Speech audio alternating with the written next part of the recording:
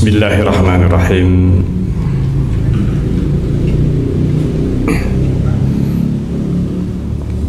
Alhamdulillah wassalatu wassalamu ala Rasulillah wa ala alihi wa sahbihi wa muwalah wa ba'd. Jemaah sekalian yang dimuliakan oleh Allah Azza wa Jalla, kita melanjutkan kembali pembahasan kitab At-Tanbihatul Latifah ala mahtawat alaihi al-aqidatul wasitiyah. Kita masih dalam pembahasan tentang hadis-hadis sifat, dan kita sampai kepada hadis Rasulullah sallallahu alaihi wasallam wa qawlihi, dan sabda Rasulullah sallallahu alaihi wasallam, ma minkum min ahadin, ya, tidak ada di antara kalian seorang pun di antara kalian illa, melainkan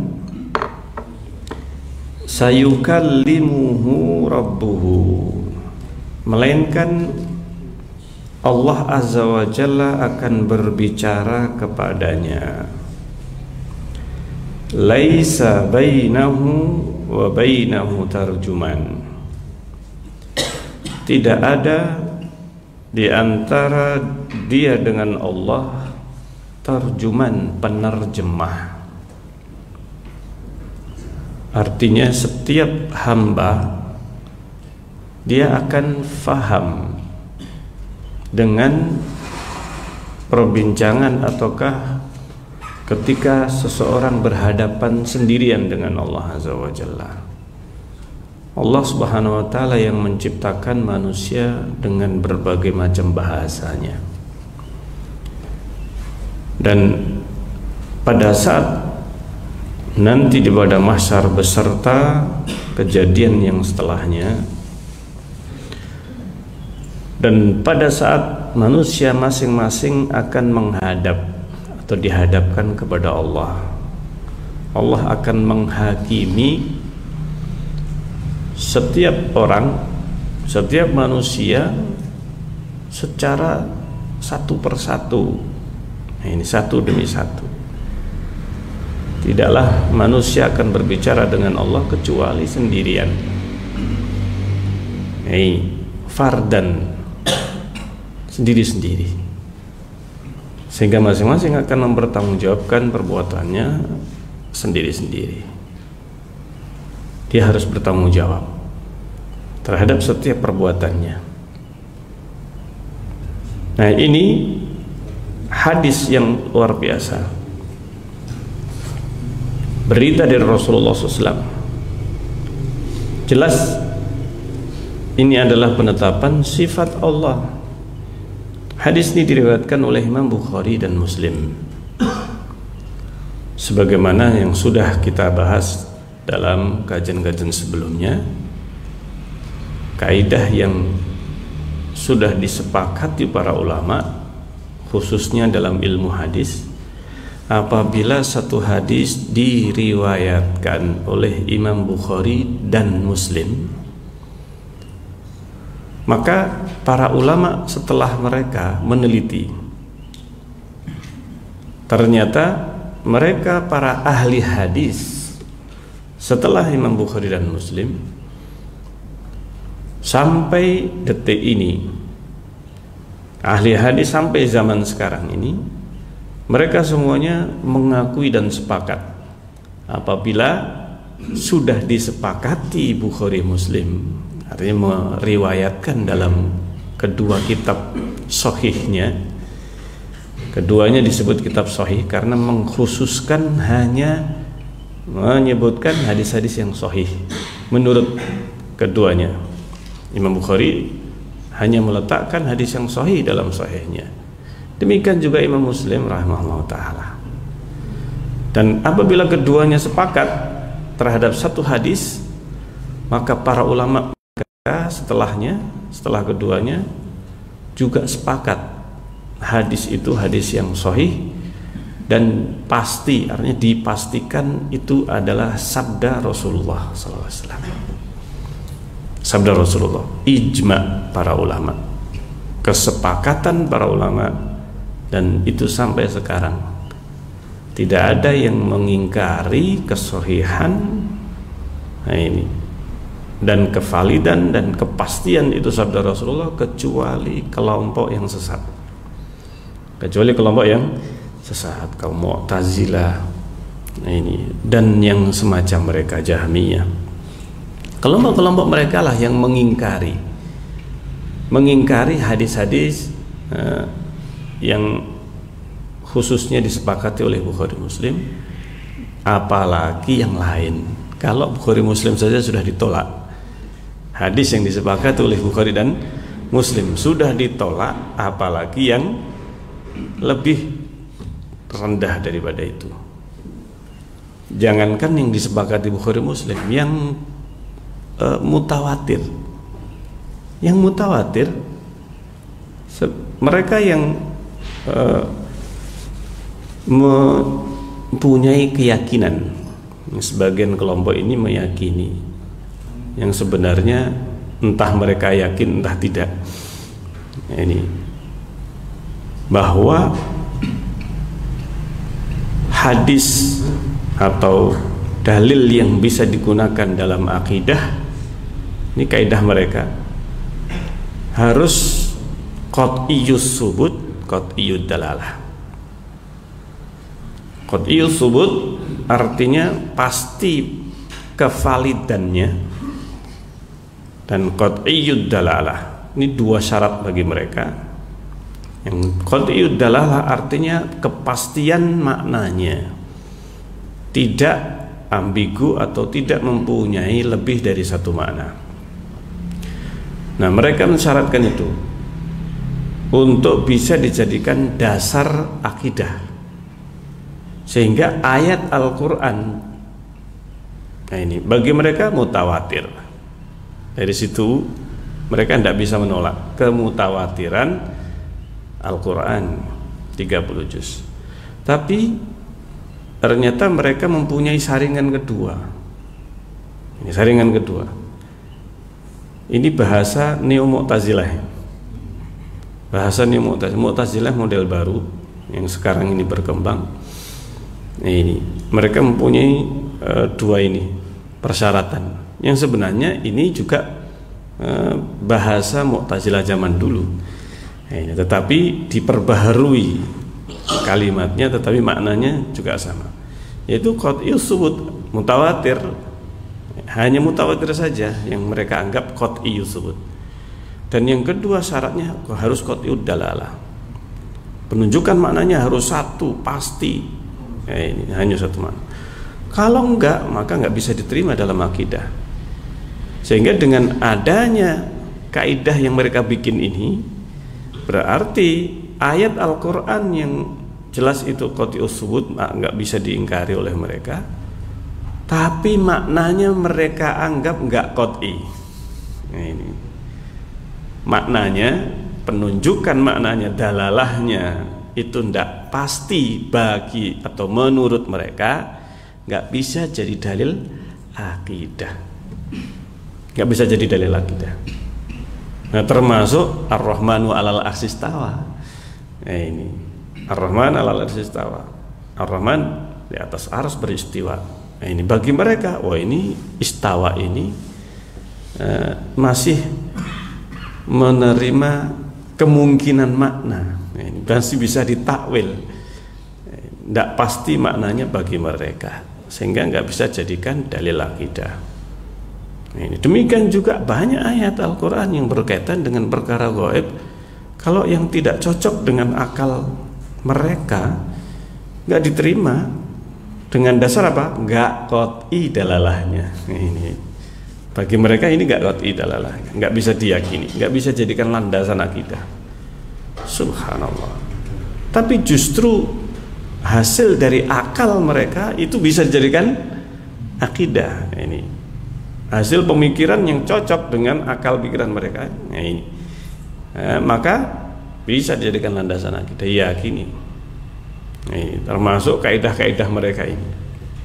Nah, ini akidah harus disumberkan dari qat'iyus subut, qat'iyud dalalah. Kalau enggak, maka nggak bisa jadikan dasar akidah.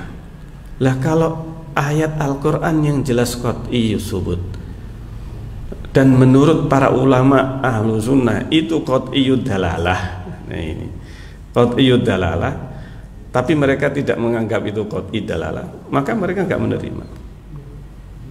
Ketika sudah jadi kaidah seperti ini, ya mereka tidak bisa ini menerima hadis-hadis, apalagi karena hadis yang meskipun diriwayatkan Bukhari Muslim, bagi mereka nggak qat'i karena tidak mutawatir.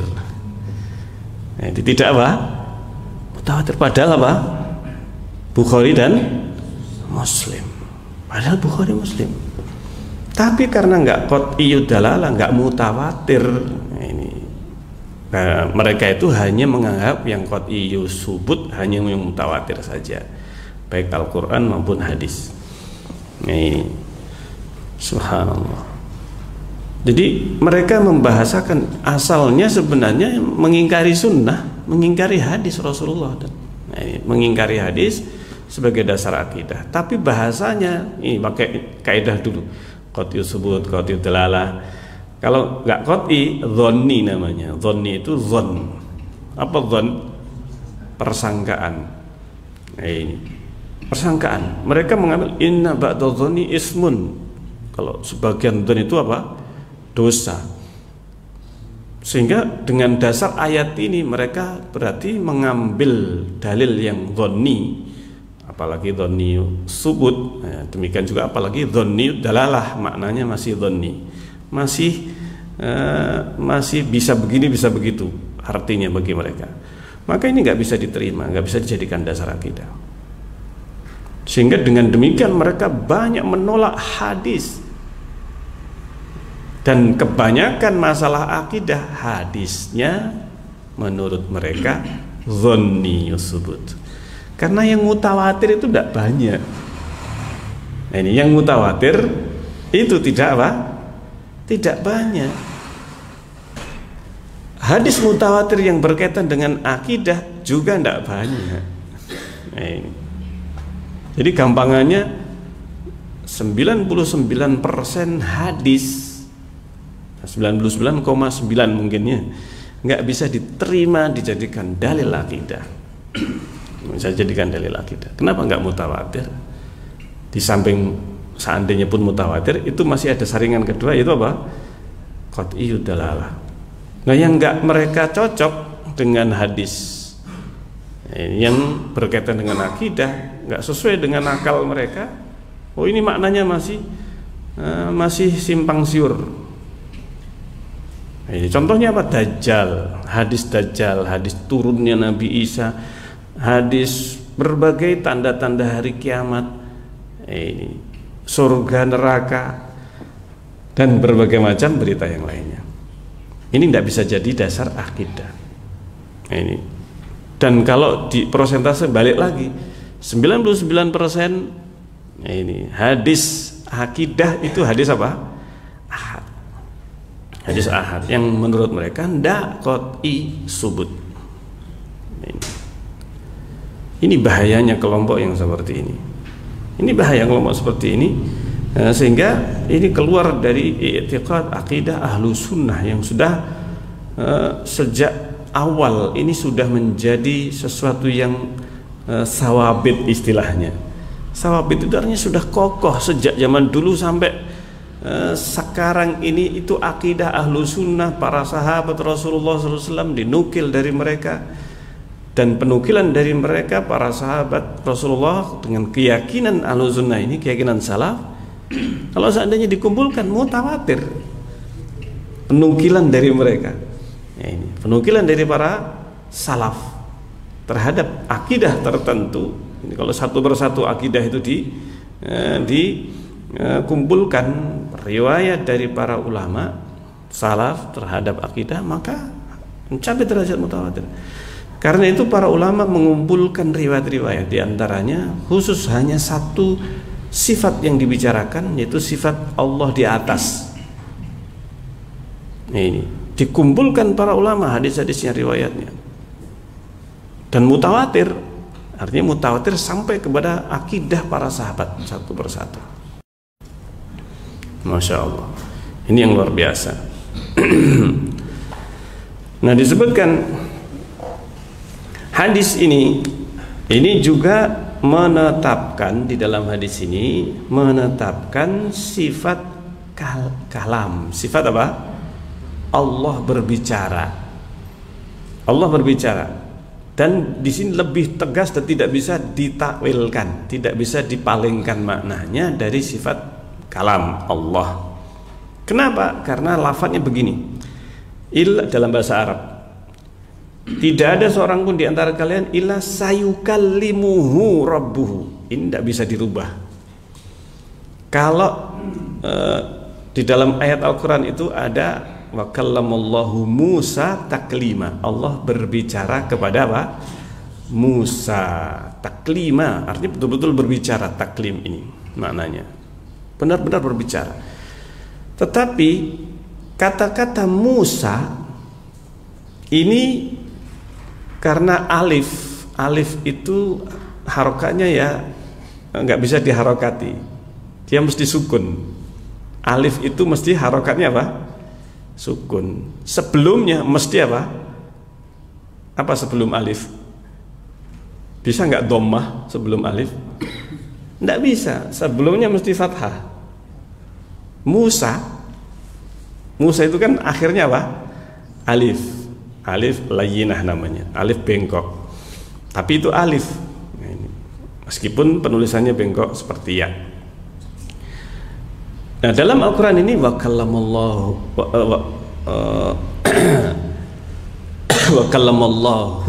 Musa taklima. Allah, lafaz atau huruf terakhir bisa di dhamma, bisa di fathah. Wa kallamallahu secara bahasa ini. Secara bahasa Allah, lafaz Allah wa kallamallahu Musa taklima bisa diganti dengan fathah. Wa kallamallaha Musa taklima. Dalam bahasa Arab bisa. Artinya secara bahasa. Nah, ini artinya kebalik. Maksudnya bagaimana? Ini sedikit bahasa Arab. Ini supaya memancing antum sekalian tertarik untuk mempelajari apa? Bahasa Arab.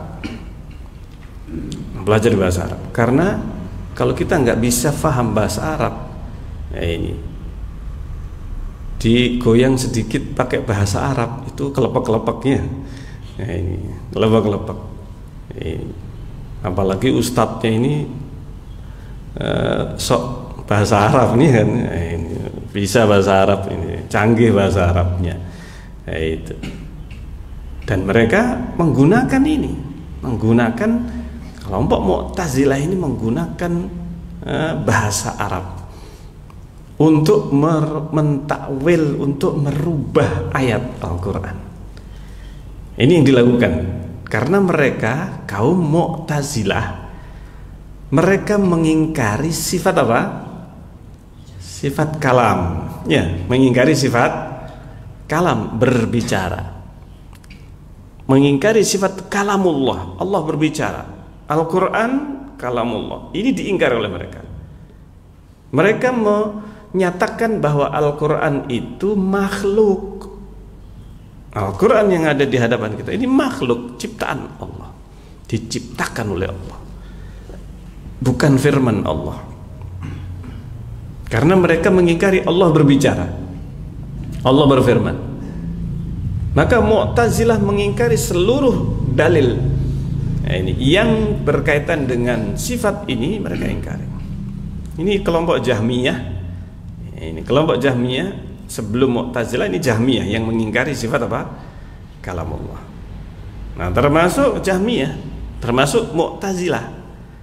Dan sesungguhnya kalau mau menelusuri lebih dalam, Asy'ariyah juga termasuk. Asy'ariyah juga apa? Termasuk. Nah, pembahasannya nanti panjang kalau Asy'ariyah. Karena mereka di dalam sifat yang mereka tetapkan termasuk sifat kalam. Tapi nanti akan kita pahami sifat kalam yang mereka tetapkan itu sebenarnya bukan Al-Quran yang ada di hadapan kita. Nah, ini bukan yang ada di hadapan kita. Nah, kita bahas dulu yang tadi Jahmiyah dan Mu'tazilah yang jelas-jelas mengingkari kalam, sifat kalam bagi Allah. Lalu bagaimana dengan ayat Al-Quran ini? Wa kallamallahu Musa taklima. Ini sebelum kita masuk kepada pembahasan syarahnya. Wa kallamallahu Musa taklima. Allah berbicara kepada Musa. Itu kalau lafaz Allahu sebagaimana dalam Al-Quran itu pakai hu atau pakai ha? Hu. Kallamallahu Musa taklima. Kalau Musa nggak bisa diotak-atik, ya tetap seperti itu. Tetapi kata Allah ini yang mereka berusaha untuk merubahnya. Karena bisa dibaca secara bahasa Arab itu kalamullaha Musa taklima, bisa. Maknanya berbalik. Kalau wa kalamallahu Allah yang berbicara kepada apa? Musa. Kallama berbicara. Siapa yang berbicara? Kalau Allahnya di dhammah maka Allah yang berbicara. Marfu namanya. Dhammah ini marfu berarti dia fa'il. Fa'il itu pelaku. Dialah yang menjadi fa'ilnya kallama. Berarti Allah yang berbicara. Musa objek. Bahasa Arabnya atau nahwunya maf'ulun bihi, maf'ul bihi. Yang dituju dalam berbicara. Berbicara kepada siapa? Kepada Musa. Allah berbicara kepada Musa taklima. Taklima betul-betul berbicara maknanya. Artinya benar-benar berbicara. Dikuatkan ini taklima. Menguatkan kata kerja yang ada sebelumnya, kallama. Tetapi kalau seandainya di fathah lafaz Allah bisa dalam bahasa Arab secara apa? Bahasa, secara bahasa. Ini secara bahasa. Nah, secara bahasa wa kallamallaha bisa. Artinya apa? Yang pelakunya fa'ilnya Musa. Musa bentuknya dia itu sebagai objek maupun sebagai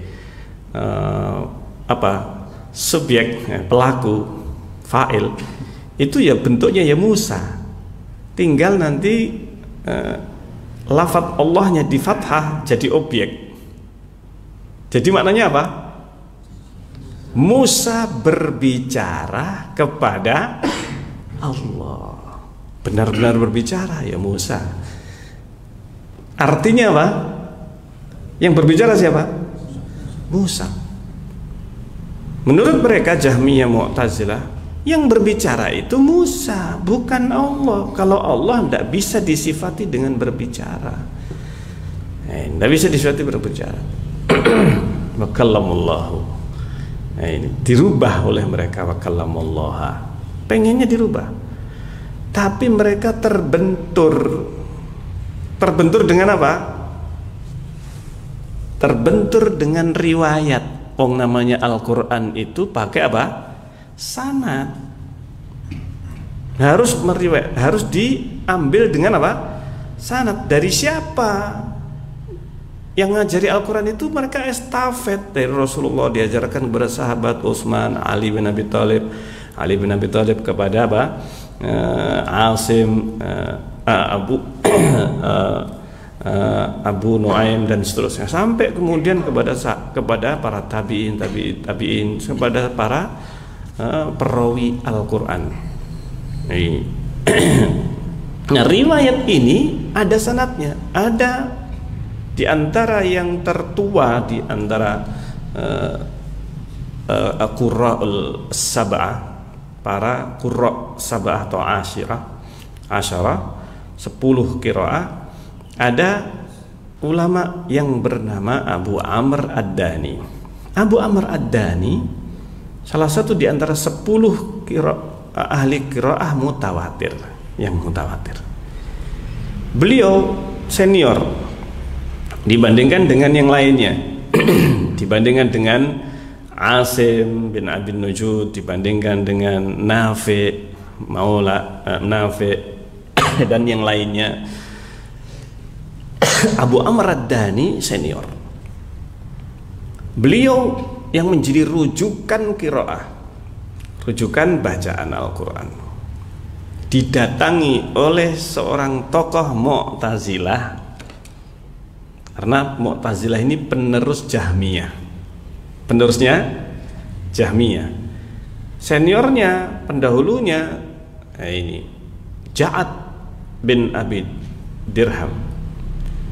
Ini gurunya atau seniornya Jaham bin Sofwan, yang mengingkari sifat kalam dan sudah dihukum para ulama menetapkan ini kafir, sudah ditegakkan hujah, sudah didakwai, tidak mau rujuk. Akhirnya ditetapkan ini sudah nggak bisa lagi, diajak kembali, nggak mau rujuk, padahal sudah disampaikan dalil hujah kepada orang ini, tapi tidak mau rujuk. Dengan kesombongannya sudah terlanjur menetapkan statement, tidak bisa, Allah tidak berbicara kepada Musa, Allah tidak punya kekasih, artinya tidak ada sifat menjadikan makhluk sebagai kekasih. Ibrahim alaihissalam. Nah, ini diingkari, 2 ayat ini diingkari oleh Ja'ad bin Dirham.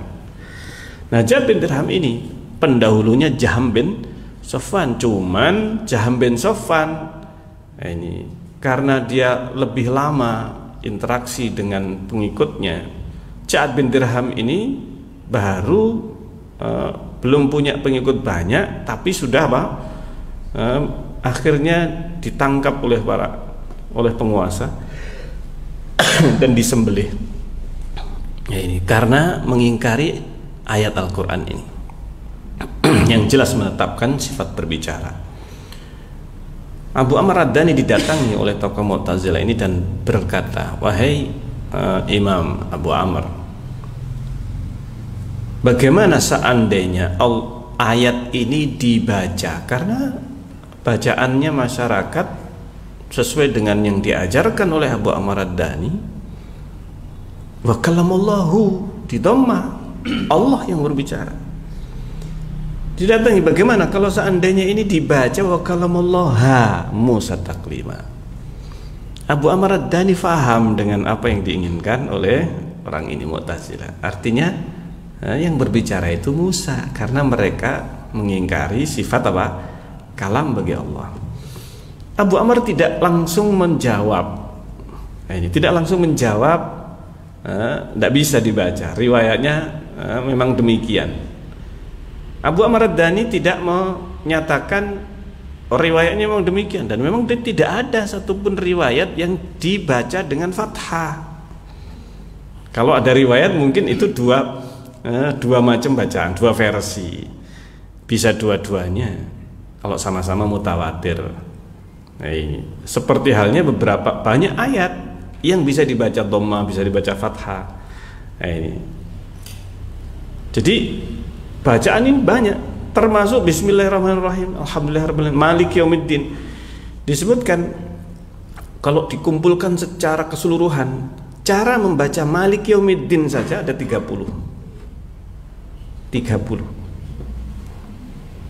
Nah, ini ada Maliki Yaumiddin. Ini yang kita baca Maliki di kasrah, ya kan? Maliki Yaumi di kasrah ad-din. Bisa dibaca yang lain, bisa Maliku Yaumiddin tanpa di dhammah ten. Malikun Yauma di fathah, Maliku Yaumiddin. Bisa. Malika yaumiddin bisa dibaca. Ada bacaan demikian.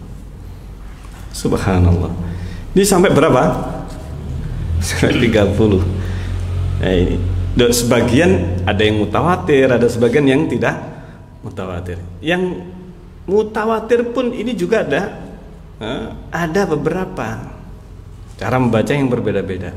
Tapi ayat ini pengennya si Mu'tazili ini pengennya dirubah, bisa dibaca wakallamallaha Musa taklima. Abu Amr apa jawabannya?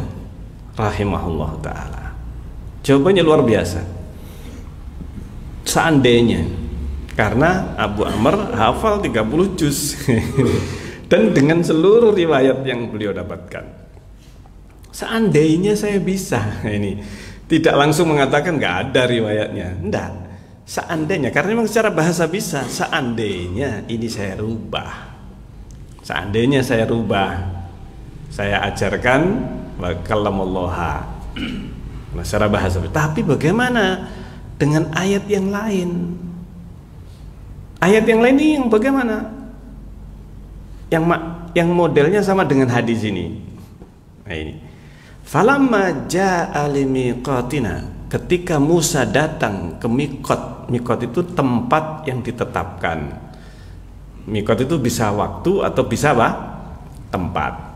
Miqat zamani waktu, miqat makani tempat. Nah ini. Jadi miqat ada dua. Miqatnya haji atau umrah itu miqat disebut miqat apa? Tempat makani. Miqat makani. Jadi ada 4 atau 5 miqat untuk orang yang haji atau umrah. Ini miqat maksudnya waktu dan tempat sekaligus. Falamma jaa'a limiqatina, ketika datang ke tempat dan waktu yang kami tetapkan. Falamma jaa'a, jadi Musa ini ketika dipanggil oleh Allah untuk datang ke miqatnya ini, miqat waktunya dan sekaligus tempatnya. Wa kallamahu rabbuhu. Ini bahasa Arab. Kallama fi'il madhi. Fi'il madhi itu kata kerja bentuk lampau. Ini past tense. Nah ini kalau bahasa Inggrisnya ya. Bahasa Indonesianya apa? Waktu kata kerja lampau. Kata kerja waktu lampau. Wa kallamahu. Hu-nya ini objek. Kallamahu, kemudian rabbuhu. Hu objeknya ini kembali kepada Musa. Dia artinya dan berbicara kepadanya. Nyanya ini siapa? Musa, karena disebutkan sebelumnya. Rabbuhu di dhammah, berarti dia apa? Pelakunya. Ayat ini tidak bisa dibaca rabbahu secara bahasa Arab, nggak bisa. Falamma jaa'a Musa limiqatina wa kallamahu rabbuhu. Ketika datang Musa ke miqat kami, dan wa kallamahu rabbuhu, dan Rabbnya berbicara kepada Musa, kepadanya. Nya ini tidak bisa kembali kepada Allah. Ini karena setelahnya rabbuhu ini ya Allah. Nah ini dalam bahasa Arab ini tidak bisa diganti dengan rabbahu. Kalau Allah wa kallamallahu masih bisa dirubah menjadi apa? Kalamallaha. Tapi kalau di sini tidak bisa. Maka Abu Amr bertanya kepada si Mu'tazili yang ingin merubah wa kalamallaha ini. Kalau ini saya bisa rubah, lalu bagaimana saya bisa melakukan enggak ini? Dengan kata-kata apa? Wa kallamahu rabbuhu. Ini orang Mu'tazilah ini apa katanya? Jawabannya luar biasa mengerikan. Apa jawabannya? Seandainya bisa dihapus ayat ini. Seandainya ayat ini bisa dihapus. Pengennya. Nah ini. Kira-kira bisa nggak? Waliyadubillah, kafir ini. Kalau tidak mengakui satu ayat, maka dia jadi apa? Kafir, waliyadubillah. Tapi tapi dia mengatakan seandainya. Baru cuma apa? Seandainya. Kalau orang Syiah ya sudah selesai ya kan. Ini sudah nggak diakui oleh mereka. Kalau orang Rafidhah, karena kalau Rafidhah sudah tidak mengakui Al-Quran itu otentik. Yang otentik itu Mushaf Fatimah menurut mereka. Tebalnya 3 kali lipat. 3 kali lipat dari Al-Quran. Ya berarti 18.000 ayat ya kan. Ini dan tidak ada yang sama dengan Al-Quran. Berarti yang Al-Quran yang sekarang ini apanya? Ya, mereka suruh baca saja. Nah ini subhanallah. Nah itu. Jadi mereka ini kelompok Mu'tazilah Jahmiyah, seandainya mereka bisa merubah ayat-ayat Al-Quran, seandainya bisa merubah, mereka akan merubahnya. Dan itu yang dilakukan oleh sebagian kelompok ahlul bidah. Ini. Nah, kalau Mu'tazilah seperti itulah, Asy'ariyah bagaimana?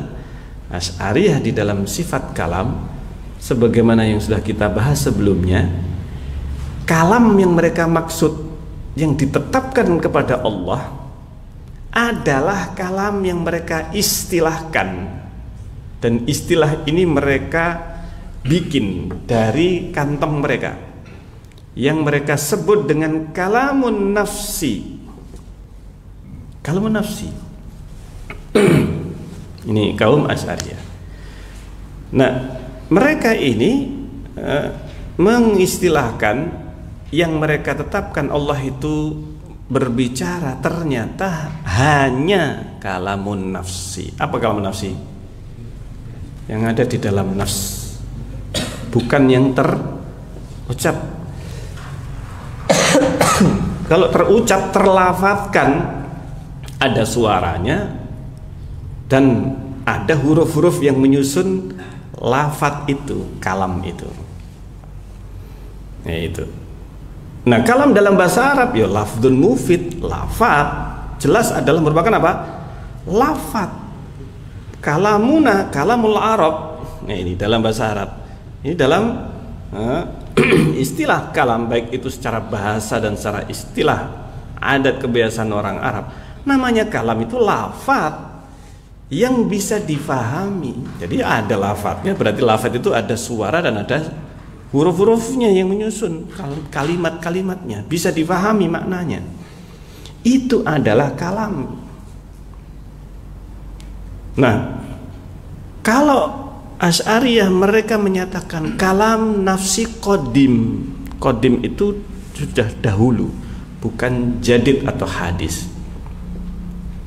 Nah, menurut mereka Al-Quran yang 30 juz, yaitu Taurat, Injil, itu adalah ibarah an kalamillah. Mereka ada dua kelompok, dua versi. Mereka ada yang menyatakan Al-Quran itu, maksudnya yang 30 juz di hadapan kita, itu ibarah an kalamillah. Kalau kalamullah itu nafsi tadi, yang di dalam batinnya. Jadi menetapkan ya, hanya apa? Batin. Ini Allah itu cuma apa? Itu pun qadim. Kalau sekarang udah enggak. Ini kalam itu sudah dahulu. Jadi enggak terkait dengan zaman. Pokoknya sudah qadim. Jadi Allah itu kalamnya qadim kata mereka. Jadi bukan di batin sekarang, tapi sudah sejak dulu. Jadi hurufnya yang numpuk jadi satu begitu. Nah, ini qadim. Tidak turun sedikit demi sedikit. Yang turun sedikit demi sedikit itu adalah ibarah an kalamillah. Ungkapan dari kalamullah. Lah yang mengungkapkan siapa? Yang mengungkapkan siapa? Rasulullah Muhammad sallallahu alaihi wasallam. Jadi yang melafadzkan itu Rasulullah. Jadi Al-Quran yang ada di hadapan kita itu kalamnya Rasulullah. Ibarat itu Rasulullah mengungkapkan apa yang ada di dalam apa? Diri Allah, zatnya Allah. Mengungkapkan, gampangannya gini, untuk lebih apa? Memudahkan. Jadi ini ada orang bisu. Orang apa? Bisu. Dia pengennya apa? Berbicara, ya kan? Tapi dia tidak bisa berbicara. Dia hanya ada dalam apa? Hatinya. Saya yang kenal betul dengan orang bisu ini, yang bisu ini, dia faham. Saya faham dengan apa yang dia inginkan karena pergaulan yang sudah apa? Sudah 40 tahun, 50 tahun misalnya, sampai saya sudah kenal betul. Hanya dengan wajahnya, dengan apa yang saya lihat dari mimiknya, dari ekspresi wajahnya, dari keadaannya, dia sebenarnya apa? Pengen berbicara. Maka saya mengungkapkan isi hatinya. Mengungkapkan apa? Apa yang ada dalam dirinya tanpa berbicara, tapi saya mengungkapkan. Itu namanya ibarah. Bahasa Arabnya apa? Ibarah an kalamillah. Berarti Allah itu tidak apa? Berbicara. Ini mereka tidak mau menyebut bisu. Mereka tidak menetapkan sifat kalam hakiki, kalam lafzi, yang itu memang dalam bahasa Arab ya namanya kalam ya yang dilafadzkan. Dalam bahasa Arab memang dilafadzkan. Tidak disebut kalam kecuali yang apa? Dilafadzkan. Istilah kalamun nafsi tidak ada dalam bahasa Arab. Nggak ada orang Arab mengenal namanya kalam apa? Nafsi. Kalau orang Arab mengatakan yatakalam berarti dia melafadzkan. Ini. Makanya di dalam hadis Rasulullah mengatakan apa? Ini. Bahwa seseorang itu tidak boleh berbicara di dalam salat. Boleh nggak? Tidak boleh berbicara dengan melafadzkan. Ini. Kalau melafadzkan maka dia apa? Batal. Ini. Nah, seorang yang masih dia itu yatahaddas, kalau dalam bahasa Arab orang yang mengistilahkan Asy'ariyah yang mengistilahkan kalamun nafsi itu dalam bahasa Arab bukan disebut kalam, tetapi disebut apa? Mereka qaul, qala fi nafsihi. Itu ada dalam bahasa Arab, tapi menggunakan apa? Kata-kata apa? Qala, bukan takallama. Bukan takallama. Yang kedua tahaddasa fi nafsihi. Tahaddasa fi nafsihi, atau disebut dalam bahasa Arab hadisun nafsi. Hadisun nafs ini istilah yang benar. Bukan kalamun nafsi tapi apa? Hadisun nafs. Bahasa kita batin. Saya batin. Nah itu kalau bahasa Jawanya. Kalau bahasa Indonesianya apa? Apa bahasa batin itu bahasa? Kalau bahasa Jawanya kan batin. Kalau bahasa Indonesianya berkata dalam hati lah gitu aja. Berkata dalam hati. Ini yang mereka tetapkan kepada Allah. Mereka lari dari sifat kalamullah hakiki yang ada suaranya, ada lafadznya, tapi mereka hanya menetapkan kalamun nafsi, batin. Kalau kita ini mereka menetapkan batin, berbicara hanya dalam batin. Tapi karena mereka menghindari tasbih, tidak bisa menyerupakan Allah dengan makhluk, akhirnya mereka membuat istilah baru, menghayalkan sifat kepada Allah dengan ini hadis kalamun nafsi qadim. Mereka tambahkan sifat apa? Qadim. Sifat Allah qadim, wujud qidam, baqa. Qidam ini qadim. Ini buatan mereka. Nah ini siapa? Asy'ariyah. Sehingga kalau seandainya ditelusuri lebih dalam, mereka menetapkan sifat kalam, tapi ternyata kalau ditelusuri, dikejar mereka ini, kalamnya kalam nafsi. Demikian juga sifat-sifat yang lain. Nah ini yang ditetapkan oleh mereka. Ahlu sunnah salaf, mereka menetapkan kalamullah. Imam Ahmad bin Hambal ketika menghadapi kaum Mu'tazilah, Imam Ahmad menetapkan sifat kalamullah hakiki, bukan kalamun nafsi. Ini yang ditetapkan siapa? Imam Ahmad bin Hanbal, kalam hakiki, bukan kalam nafsi. Sifat maha tinggi Allah, sifat hakiki, Allah di atas secara hakiki.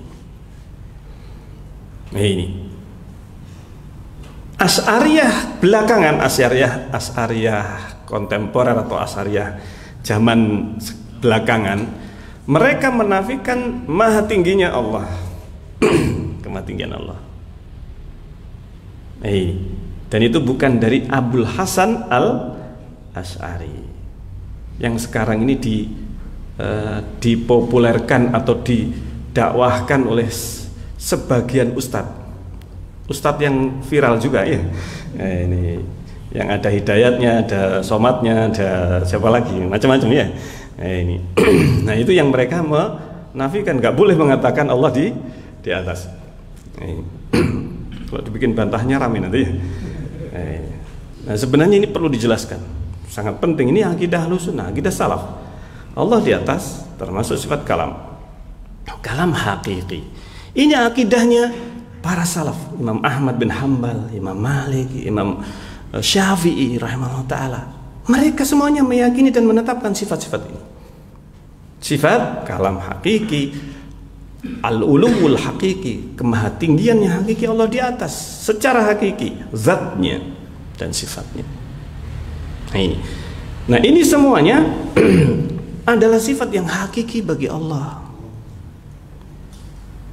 Kalau ada yang mengatakan, lah nanti bagaimana, nanti sama dengan makhluk, tidak bisa disamakan. Sebagaimana kaidahnya Imam Malik rahimahullah ta'ala, wal kaifu majhul, laisa kamislihi apa? Syai'un wa huwas samiul basir. Maha mendengar, maha melihat, dan tidak sama dengan makhluk. Allah berbicara, ya Allah berbicara. Bagaimana berbicaranya? Allah yang tahu. Yang jelas tidak sama dengan apa? Makhluk, laisa kamislihi syai'un.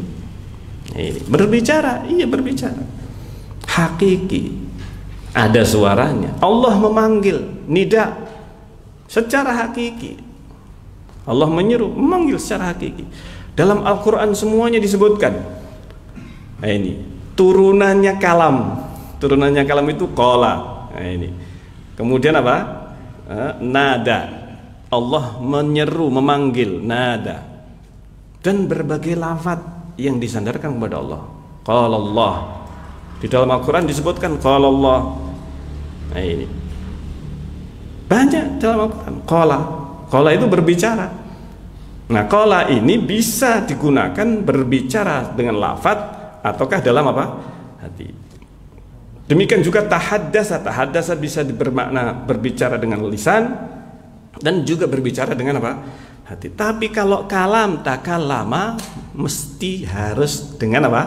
Lafaz. Dengan lafaz. Nah itu. Sehingga apa? Bagaimana itu? Adapun al-kaif, maka kaidahnya Imam Malik apa? Majhul. Selesai. Masya Allah. Sebenarnya ringan dan mudah kalau kita itu mengikuti para apa? Salaf. Para salaf sangat mudah sebenarnya akidahnya. Ya sejak dulu. Dan akidah salaf ini bisa dipahami oleh semua manusia, termasuk yang paling bodoh sekalipun. Yang paling bodoh, orang yang idiot, orang yang bodoh lah istilahnya, masih ada akalnya. Nah, ini. Itu sudah bisa memahami Allah berbicara, Allah di atas dan seterusnya. Nah, ini. Orang gila pun bisa paham, iya kan? Nah, di atas paham nggak ini? Orang gila paham. Nah, ini di atas berbicara paham. Nah, maka orang yang berakal harusnya lebih apa? Lebih paham. Nah kita baca, kita kembali kepada syarahnya.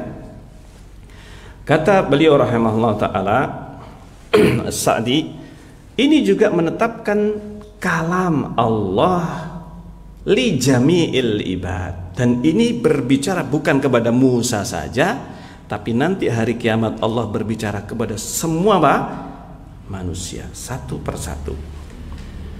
Satu persatu sebagaimana Allah berbicara kepada Musa di miqat, dan Allah berbicara kepada Rasulullah ketika menerima sholat 5 waktu di mana? Sidratul Muntaha. Allah berbicara satu persatu nanti pada hari kiamat dengan semua makhluk, sebagaimana Allah berbicara kepada Musa di miqat, di lembah tua. Demikian juga ketika Allah berbicara kepada Rasulullah SAW, dan nanti Allah akan berbicara kepada semua manusia ketika menghakimi masing-masing manusia pada hari kiamat, tanpa penerjemah. Tanpa apa? Penerjemah. Nah ini bila wasitah, tanpa perantara. Wa taklimuhu li ibadihi naw'a. Berbicaranya Allah dengan hambanya ini ada dua macam. Allah berbicara kepada hambanya, ini bukan hanya nanti pada hari kiamat. Ini membicarakan tentang sifat kalamullah, itu ada dua macam. Yang pertama bila wasitah, tanpa perantara. Kama fi hadzal hadis, sebagaimana dalam hadis ini, wa taklimun li ahlil jannah, dan Allah berbicara kepada penduduk surga, taklimu mahabbatin. Berbicaranya ini dengan keadaan Allah itu dengan cinta. Allah mencintai hambanya. Allah berbicara kepada apa? Hambanya. Berbicara berbeda dengan hisab. Kalau hisab Allah berbicara, ya kan?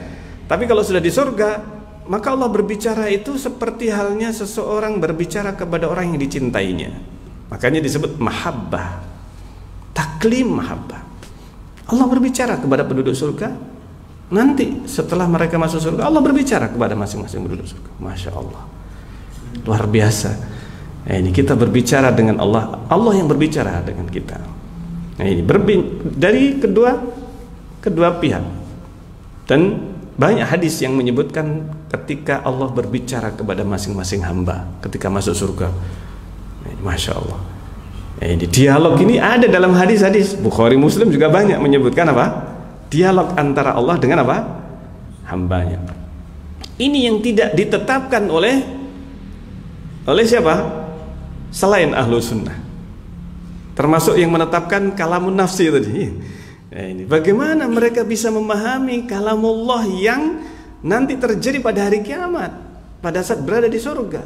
Hadisnya luar biasa, mutawatir kalau mau bisa disebutkan. Ketika Allah berbicara dengan berbincang dengan makhluk, nah, ini hadis mutawatir sebenarnya sifat kalam. Tapi mereka tidak melihat itu. Mereka melihatnya ini satu hadis nggak mutawatir. Nah, sebenarnya kalau dikembalikan kepada istilah mutawatir, ada dua mutawatir. Mutawatir lafzi, mutawatir lafadznya sama, banyak riwayat sanadnya. Tapi ada mutawatir kedua, dan ini yang paling banyak, mayoritas 99% hadis mutawatir itu bukan lafzi tetapi maknawi. Maknanya apa? Maksudnya maknawi. Hadis itu banyak, tapi kejadiannya bermacam-macam. Nah, ini sholat maghrib 3 rakaat. Itu hadisnya satu persatu nggak mutawatir, tapi kalau dikumpulkan seluruh yang menyebutkan tentang sholat maghrib 3 rakaat, mutawatir jadinya. Paham sini kira-kira?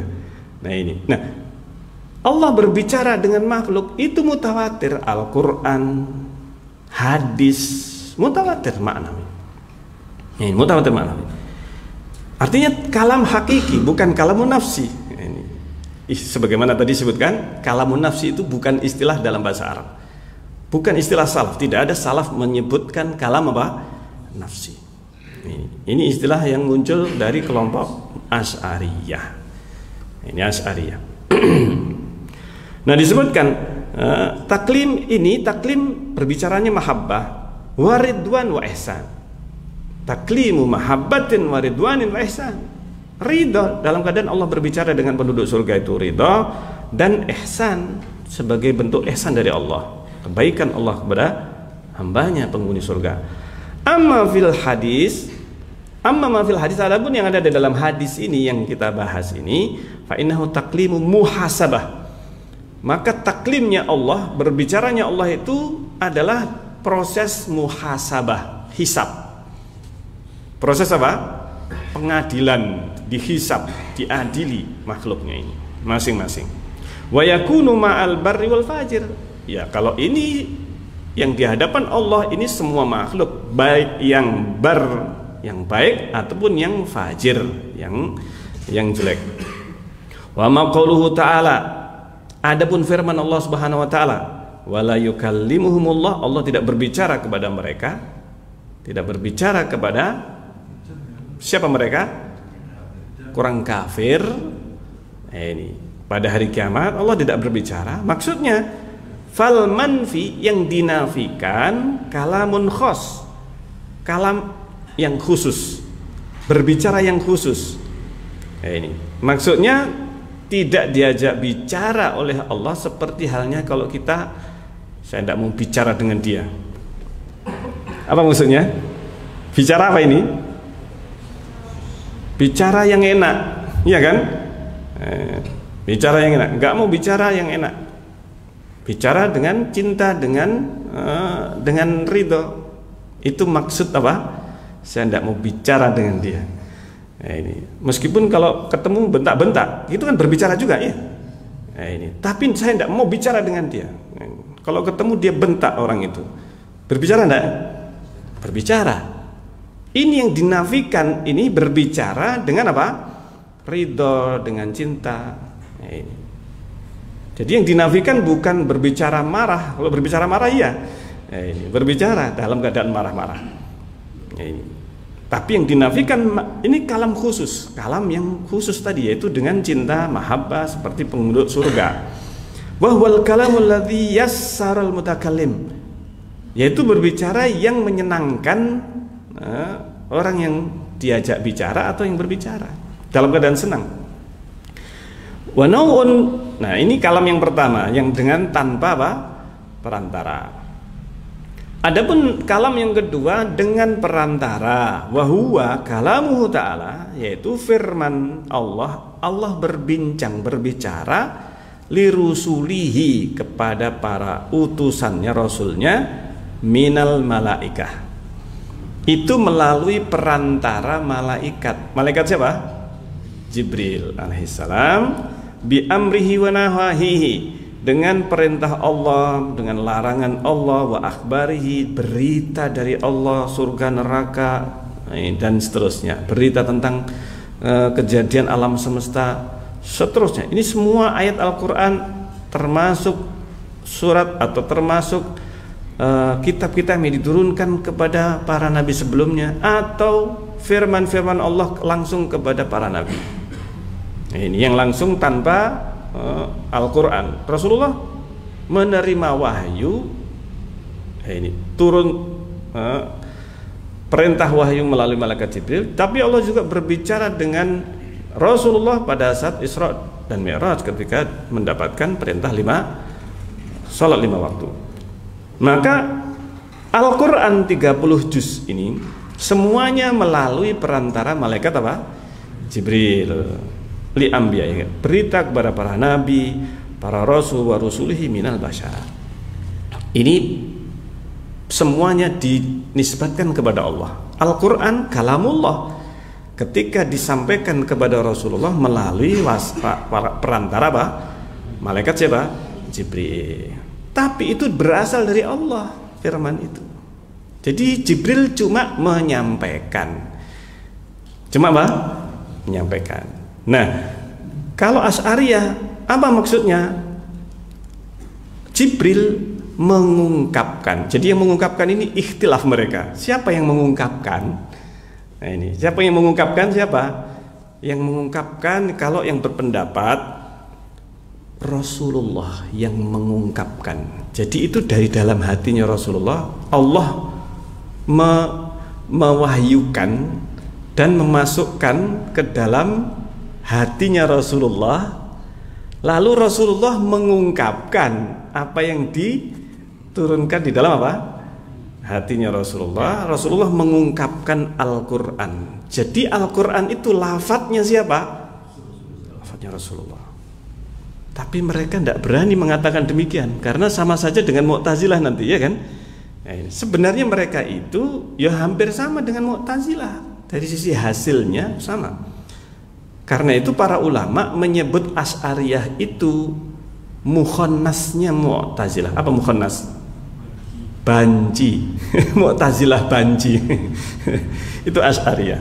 Mu'tazilah banci. Nah, kemudian yang kedua,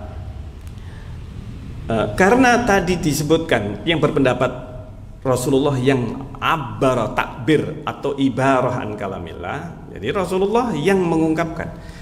Kelompok yang kedua yang mengungkapkan itu Jibril yu'abir. Jadi yang mengungkapkan, kalau yang pertama Jibril cuma menyampaikan, Pak Pos. Jibril cuma sebagai apa? Pak Pos, ya, ini dari Allah langsung kemudian kepada apa? Rasulullah masuk hatinya.